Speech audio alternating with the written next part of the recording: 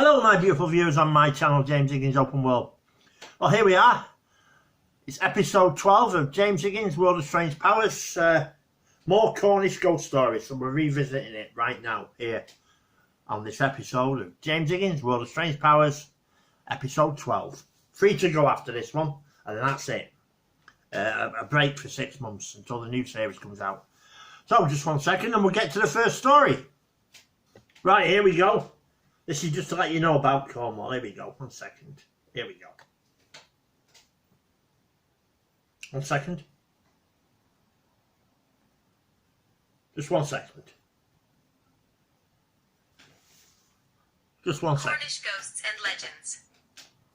Cornwall offers such an abundance of myth and legend that, over the centuries, a formidable array of supernatural and fantastical tales have been woven against its rich backcloth of bleak moors, rugged coastlines, and sleepy villages.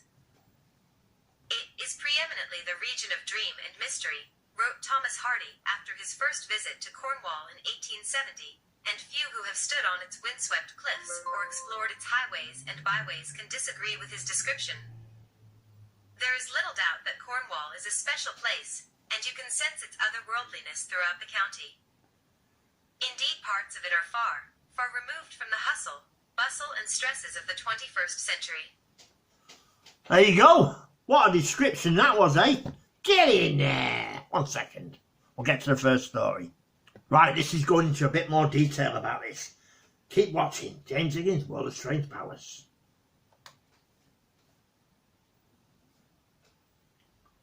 1 second. Just 1 second. Just 1 second. Just 1 second. Subterranean hauntings.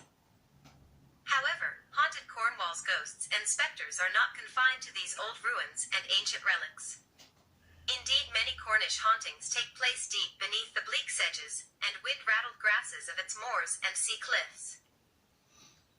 For centuries, Cornwall's most precious resource was tin, and several of Cornwall's haunted locations are situated in the abandoned tin mines that lit the landscape, their skeletal buildings looming eerily against the scudding clouds, and from which the ghosts of long-dead miners seem loath to depart.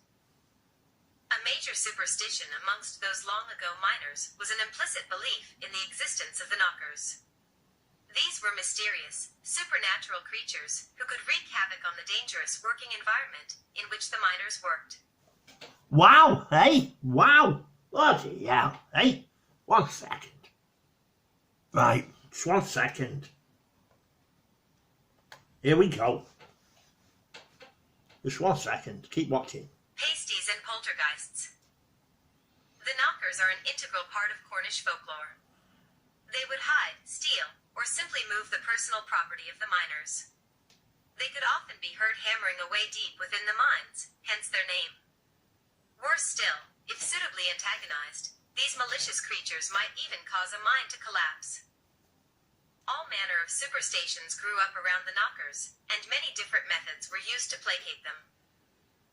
One such method involved the ubiquitous Cornish pottie, that staple of many a pub lunch and hurried roadside snack, the origins of which are rooted firmly in Cornwall's tin mining heritage.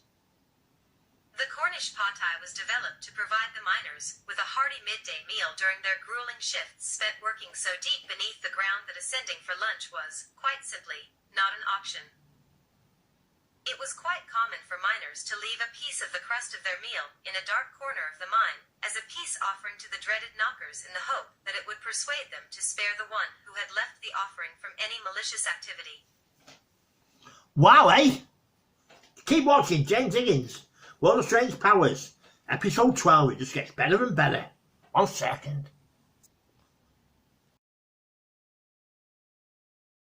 Here's a bit more about Cornwall and its ghosts and myths. Whoa. Just 1 second. Here we go. 1 second. Just 1 second. Keep watching.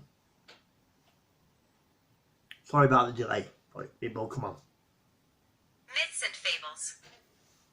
In addition to its Arthurian legends and haunted buildings, Cornwall is also imbued with the magic of myth and fable with tales of Jack the Giant Killer and Tristan, and assault woven into the very fabric of its highways and byways. Tales of menacing mermaids and mysterious creatures of evil intent abound. Stories of demon hounds and saintly men of God are everywhere. Add to all this the tangible remains of nearly 5,000 years of history, and you really do have a rich seam of lore and legend that can arouse feelings of awe and wonder in even the most jaded 21st century city dweller. All in all, the haunted and mystical places of Cornwall offer some truly magnificent places in which to hunt for ghosts and root out ancient mysteries.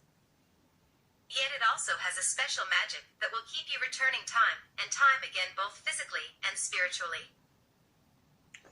That's true. I love Cornwall. I've been about 20 times.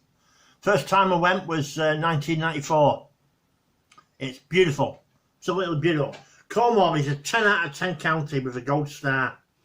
And that's my highest rating on my channel, James Higgins Open World. So get yourself to Cornwall. Anyway, keep watching this episode of James Higgins World of Strange Powers, episode 12. For more stories about Cornwall and its ghosts and its myths and its legends.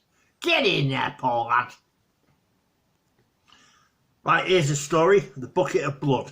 Just 1 second. Right, here we go. Wait till you hear this one. Why the bucket of blood? There are several theories and stories as to how the pub came by its unusual epithet.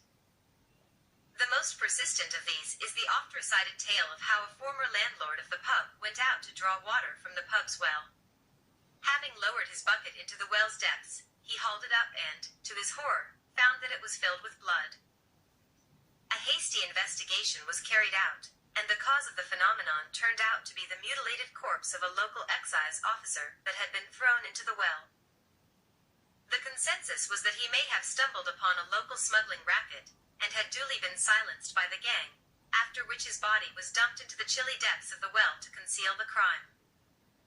It's a good story, and is the favorite theory of local folklorists and storytellers. A more mundane explanation holds that the water from the well was tainted by deposits from a local tin mine, which gave it a distinctive blood-like crimson hue. Wow, hey? Wow, keep watching James Higgins World of Strange Powers, episode 12. Hey, bitches. Just 1 second. Ghosts at the bucket of blood. It must be said that any ghost is hampered in the chill factor stakes when pitted against such a macabre name, but this hasn't deterred a few resident spooks from putting in occasional appearances. A phantom monk is said to lurk in some of the pub's darker recesses. Tables and chairs have been known to be rearranged by some unseen hand, or hands, overnight, much to the consternation of staff who just want to get the pub open and start pulling pints. Whether these same unseen hands are responsible for administering the phantom shove in the back that some staff members have reported is unknown. And, inevitably, the mangled specter of the unknown victim, whose long-ago demise may have given rise to the pub's unusual name, has also been known to put in occasional appearances close to the site where he suffered his ignoble fate. Wow, hey, wow. Keep watching James Higgins World of Strange Powers. Wow, get in there. 1 second. Right, now we go to one of the most iconic places in Cornwall. Land's End, the lost kingdom of Lyonesse.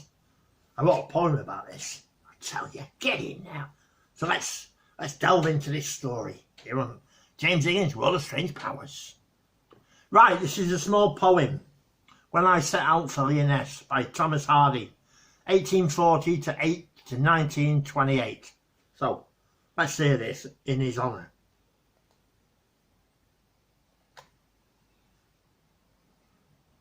One second. Just 1 second. By Thomas Hardy, 1840 to 1928.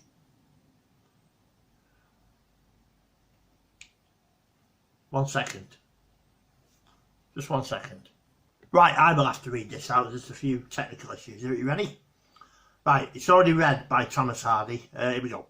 When I set out for Lyonesse, 100 miles away, the Rhine was on display, and starlight lit my loneliness when I set out for Leoness 100 miles away.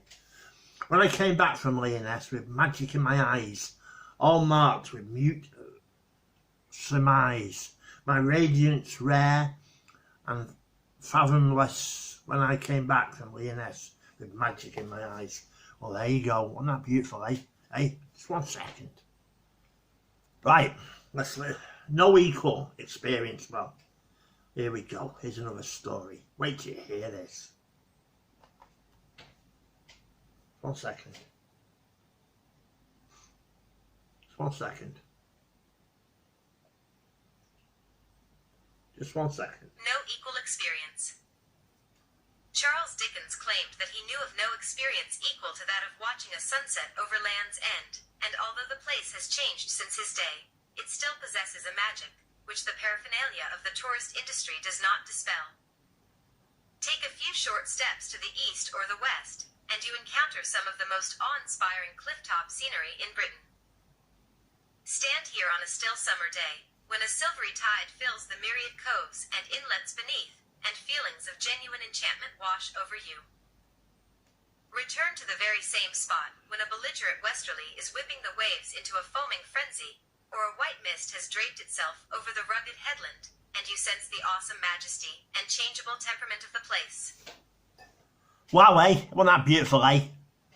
Keep watching this episode of James Higgins' World of Strange Powers, episode 12.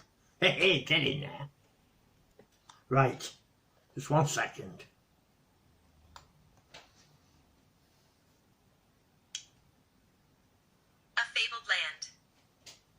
Legend says that a lost kingdom lies beneath the emerald waters that stretch from this jagged coastline to the Isles of Scilly, 28 miles to the west.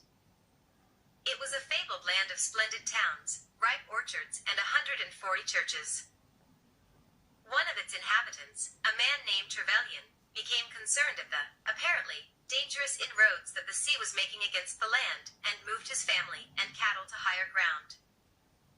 His fears proved well-founded, for one day a great flood swept over the kingdom, drowning everyone except Trevelyan, who, having leapt onto his white horse, galloped before the waves and managed to reach the safety of a cliff cave at Land's End.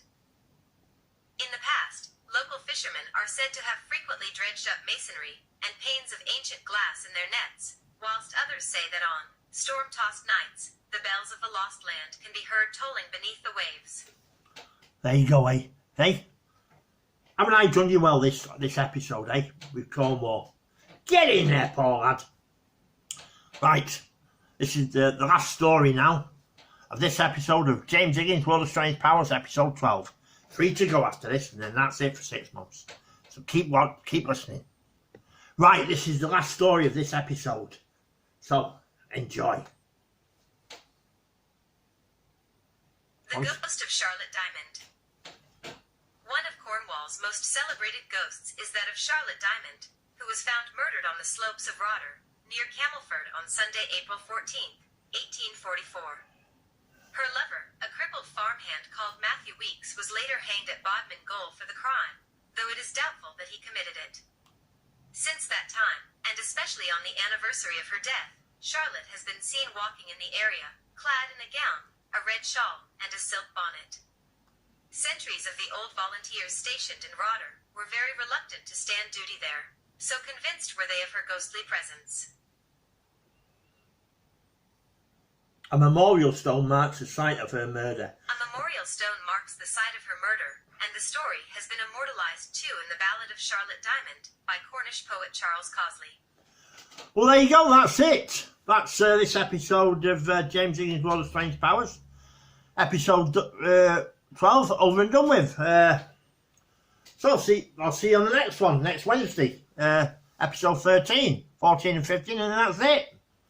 So there's 3 more left now. So thanks for watching. If you like this episode, please do me the favour of pressing the like button, because it helps me with YouTube. So thank you very much. See you on the next one.